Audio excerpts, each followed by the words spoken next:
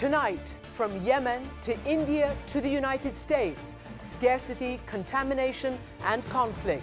The fight over the world's most precious resource. Is water the new oil?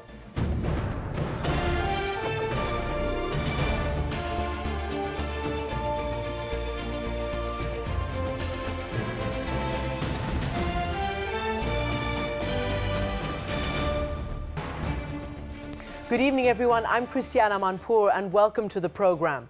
The world is facing a crisis unlike any other in its history, a shortage of water that affects billions of people.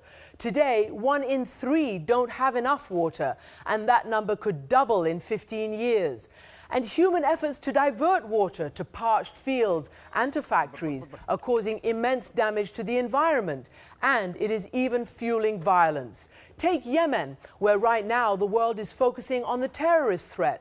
The government there says that much of the violence around the country is about sharing resources, such as the dwindling water supply. And in one of the most intractable conflicts in the Middle East, water is a major issue between Israelis and Palestinians. CNN's Paula Hancock reports from the Hebron Hills in the West Bank. Izzat Abdullah and his grandson have just enough wheat to plant, but they don't have enough water to make it grow. Abdullah already knows the crop won't be enough to feed his animals or his family. It's the 5th year of drought here in the Hebron Hills of the West Bank. He says, when I was young, it used to rain a lot. No one used to worry about a lack of water. In the neighbouring village, Khaled Dafa shows me his well. It's 8 meters deep, but it's cracked, so it doesn't hold a single drop of water. Now he and his donkey have a daily 4-hour trek to fill up 4 containers of water. The water shortage affects not just crops and families, but also, of course, politics. Israel controls this part of the West Bank. Palestinian farmers say if they try to dig new wells, the Israeli military stops them. The region's water also has to service Israeli settlements and farms. Here in Gaza, the water shortage has reached a crisis point. Global aid organisations say that the underground aquifer, which supplies the vast majority of 1.5 million people here, is up to 95% polluted. It's unfit for human consumption. The Arab-Israeli conflict is often described as a battle over land, but just as crucial is the shrinking amount of water that runs through it. And conflict over water is not restricted to this small plot of real estate. The United Nations estimates about 300 places around the world are at risk of potential conflicts over water. One result of the 1967 Arab-Israeli war is that Israel captured land, giving it access to the Jordan River and control of the Sea of Galilee. Talk peace in the Middle East, and water is near the top of the agenda. Israel's peace deal with Jordan in 1994 spelled out water rights in detail. Israel's aborted talks with Syria stumbled, among other things, over water-related issues. In any future Israeli peace deal with the Palestinians, water could prove as much of a deal-breaker as the holy city of Jerusalem. But a deal may as well be a world away for Dafa. At 73 years old, his constant fight for water has little chance of ending. Paula Hancock, CNN, in the Hebron Hills of the West Bank. So how should the world deal with this developing crisis? Joining me now is one of the world's leading environmentalists, Robert F. Kennedy Jr., who's founder and president of the Waterkeeper Alliance. Welcome to the program. Thanks, Christian. What is the real crux of this matter? We can see that it's fueling all sorts of violence, but there's also contamination, scarcity. What can be done about it? Well, generally that's a regional question. And for example, in the eastern United States, the big issue is water quality, pollution of water and the destruction of water. This is an issue all over the world as well. In the western United States, the kind of conflicts that you're seeing in the Mideast are happening there as well over water quantity. Tell me about that. Well, it's not a question so much of violence. It's a question of big battles between states and lots of lawyers over diminishing quantities of water in the western states. There's an old expression in the West that whiskey is for drinking and water is for fighting. And the Colorado River used to supply most of the water needs of the western states. Today, Lake Powell is about 100 feet below its historic levels, and soon it's going to be dry. The other big source of water in the West was the Ogallala Aquifer, which is 10 million years old. It's several hundred feet below its historic levels. And communities like Scottsdale and Phoenix and Las Vegas are continuing to encourage sprawl development and build golf courses in the desert. And these are huge. These are becoming greater and greater issues. The Colorado River no longer even reaches the sea. It dries up in the Sonoran Desert. Let's look at some of the statistics. As bad as it is in the United States, we can see that something like 150 gallons, the average American gets about 150 gallons of water per day, whereas those in the developing countries can't even find 5. We can see that statistic, which is on our wall right now. Whose responsibility is it to provide water? Is it a basic right? Well, if you talk about a right, it's part of the commons. So that historically, water was governed. Water is part of the commons, and so government it can't be privatized. Government has a responsibility to make sure, whether you're rich or poor, humble or noble, black or white, that you have a right to your share of that resource. Everybody has a right to use it. Nobody has a right to use it in a way that will diminish or injure its use and enjoyment by others. Today, one of the big issues that we're seeing around the world that's causing a lot of conflict is the growing attempt to privatize public water supplies, to hand them over to private corporations. A few years ago, the Bechtel Corporation took over a public water supply in Cochabamba, Bolivia, and then hiked the rates, which caused riots in the streets, that caused the collapse of the government there. And this is a bad trend, and it's a trend that I think everybody, decent people who have thought through this issue, want to make sure that water stays in the hands of government and the people, rather than being allowed to be privatized any more than you would want to privatize the air supply. So, but what about the issue then of contamination? For instance, I did a report some 10 years ago in Bangladesh about arsenic in the water levels.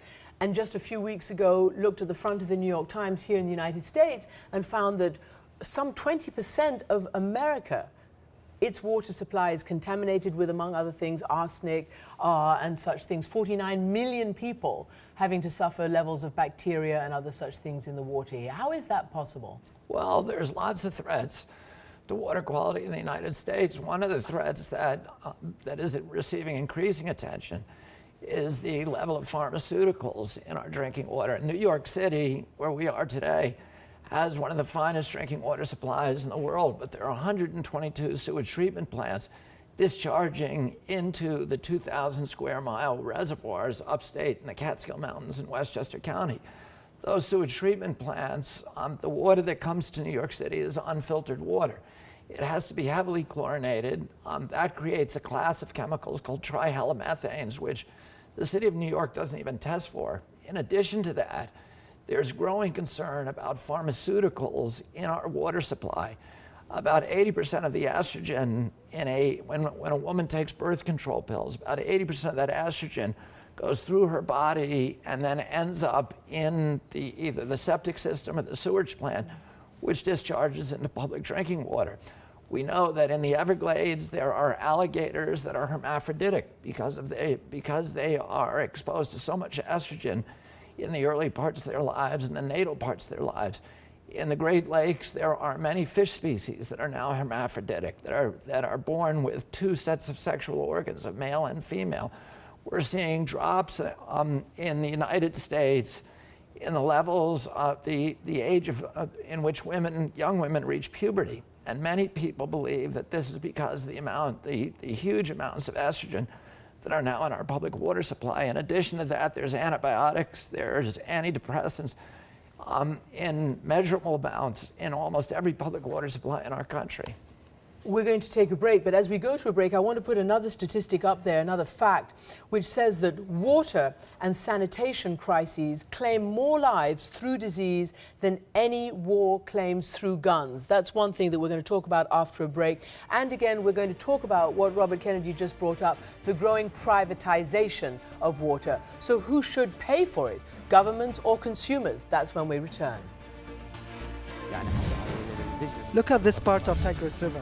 It's dry. When I see the river like this, I feel sad. But I feel relieved when I see the water level increase. We all know how important water is for human beings, as well as for farms and orchards. We have a well-known saying, water is the secret of life. So without water, most people will die. I'm not sure what will happen to the next generations when there will be less and less water in the world. We don't know what will happen in the future.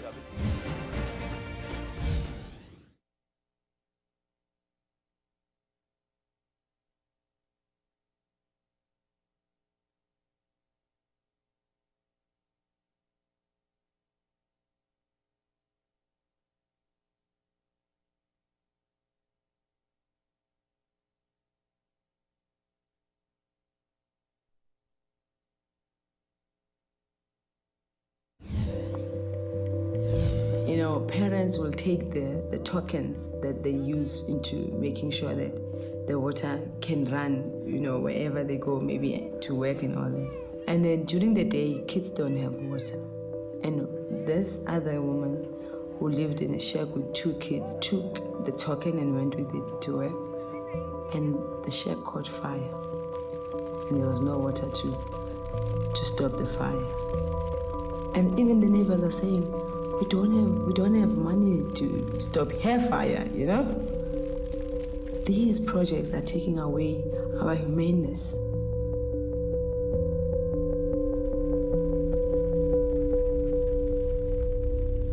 Those water meters in that part of South Africa are still there after activists like Virginia Setshedi, whom you just saw, lost a court battle to have them removed. And joining me now from Paris is Gérard Payan, president of Aquafed, a group representing private water companies. Thank you for joining us. I'm very pleased to be with you. And still joining us here in our studio, Robert F. Kennedy Jr.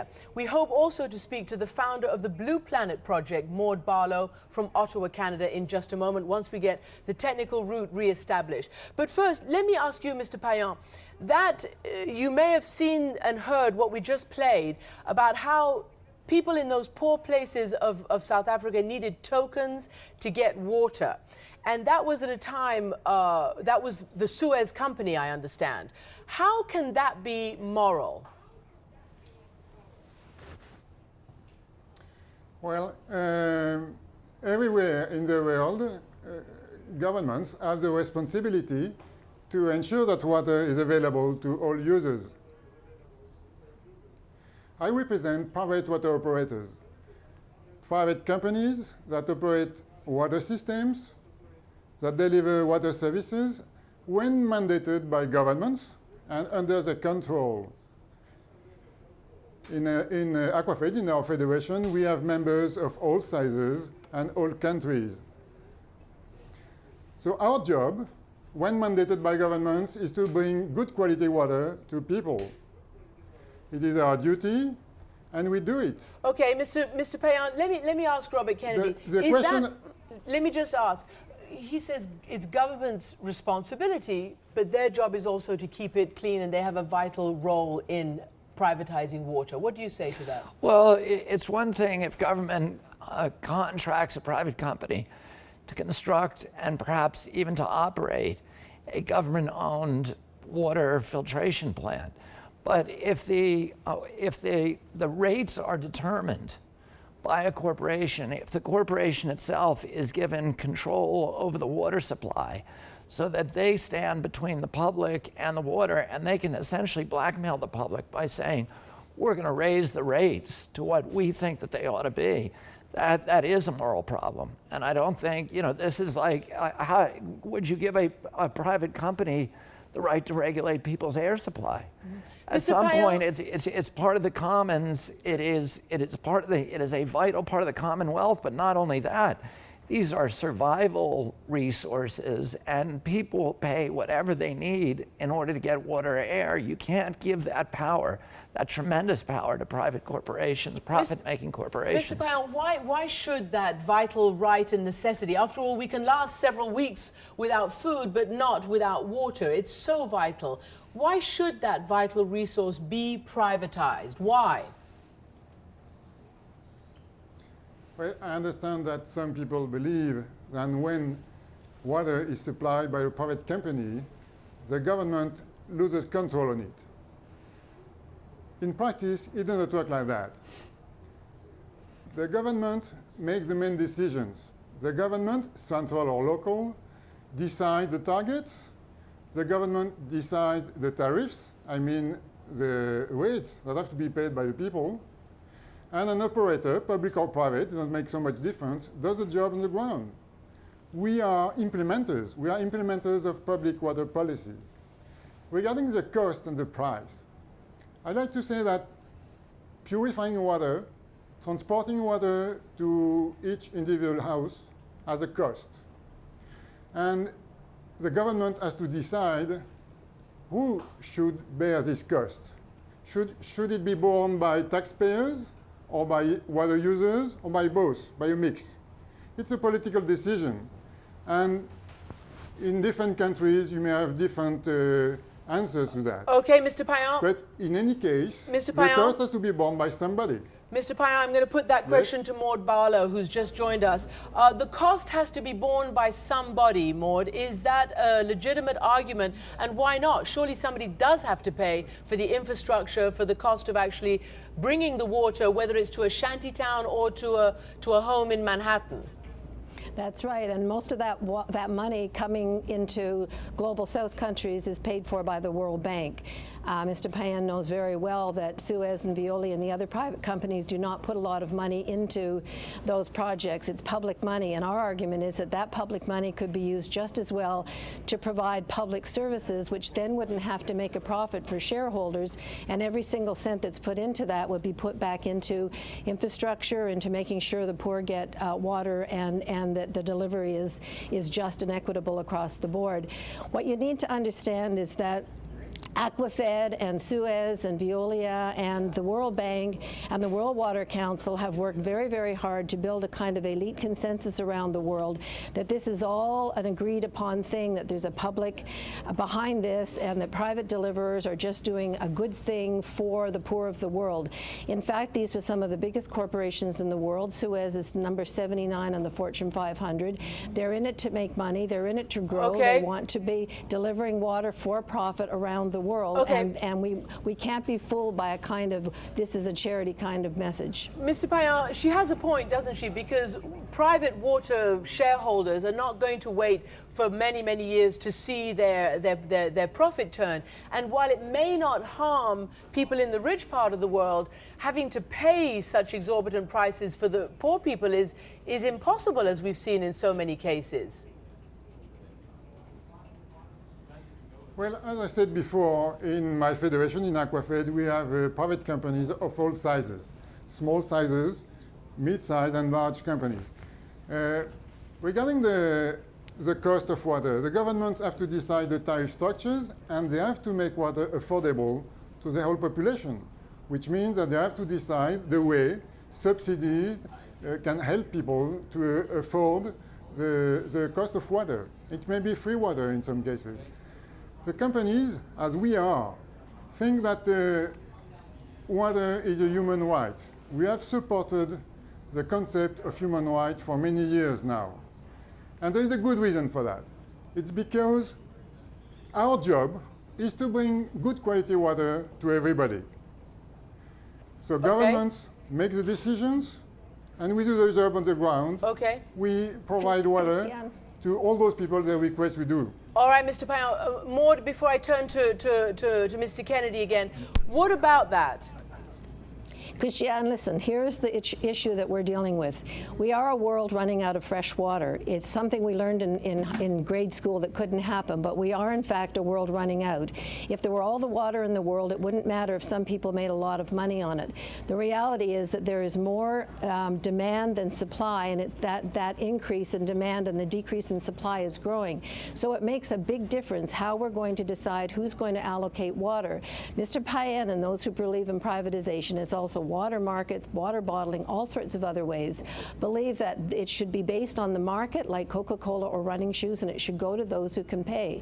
We believe very deeply that it's a public trust. Water must be declared to be something that belongs to all of us, which is not that it's a free-for-all, but that must be equitably divided and shared, and only governments can do that. When you allow the for-profit motive into water supply, some people are going to die, and right now, every 8 seconds, somewhere in the world, a child dies from waterborne disease because their parents cannot pay for water that Mr. Payen and his colleagues are selling. Bobby Kennedy, what is the future now? You've heard Mr. Payen, you've heard Maude, you have your own views and activism on this. What can be done beyond the rhetoric? Well, I agree with Maude Barlow, who's done pioneering work on this issue for many, many years, that the privatization of water supply, the commodification of water supply is morally wrong. This is intrinsically a government function. It has to remain in the hands of the government. The government has a responsibility to all the people, and that this is part of the commons. And the law of the commons is that whether you're rich or poor, everybody has a right to the public trust asset. Nobody has a right to use in a way that will diminish or injure its use and enjoyment by others. Robert Kennedy. Maude, hold on one second. I've got to turn to Mr. Payen because we're closing down right now, and nobody else agreed to come on from the private water companies. So, Mr. Payen, what can you say in the 30 seconds that can assure people that actually you are going to be able to deliver water to those who need it the most? Well, this is our job. We only serve 10% of the world population, but we work in those countries where there are the most needs. In developing countries, in the past 10 years, we were able to provide access to water to more than 25 million people. Okay, Mr. Payen. Personally, I took part in many projects of that kind. I appreciate you being with us. Thank you all very much. Robert Kennedy, Maude Barlow, Gerard Payen. And we have been taking your questions on our Facebook and Twitter pages and at cnn.com/Amanpour. We'll put those questions to Robert Kennedy on a webcast right after this program. And next, our postscript. One of the worst cases of contaminated water on Earth, millions of people at risk of cancer. We'll tell you when we return.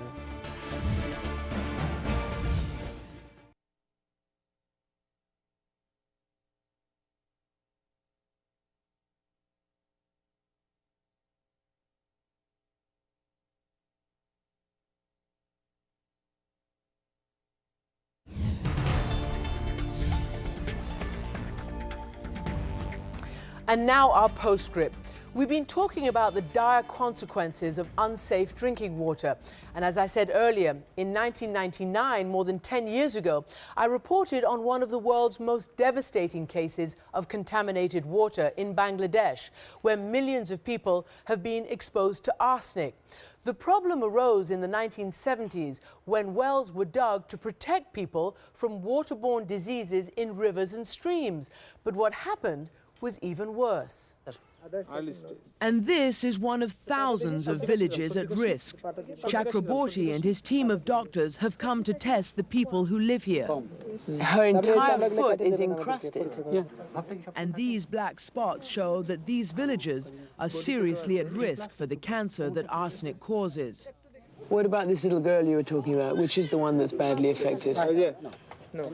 Because she has got all the symptoms. Her whole body, hand is like that. Her tongue is black. It's completely black. Oh my goodness. How old is she? How old are you? 14 years. 14 years old. Can you do anything for this child? No, it is too late. Too late? She's 14. What have you told her? Don't worry, you'll be better, you'll be better. You tell them they'll... Yes, I have no other way. How could I tell them that you are finished? I can't tell them. Scientists have now developed a low-cost filtration system to remove the arsenic, but so far millions of Bangladeshis still remain at risk. And earlier today, we talked to Jacques Cousteau's granddaughter, who's on Africa's Mount Kilimanjaro to highlight the global water shortages. So go to our website, cnn.com/Amanpour, to hear our interview and see her photos.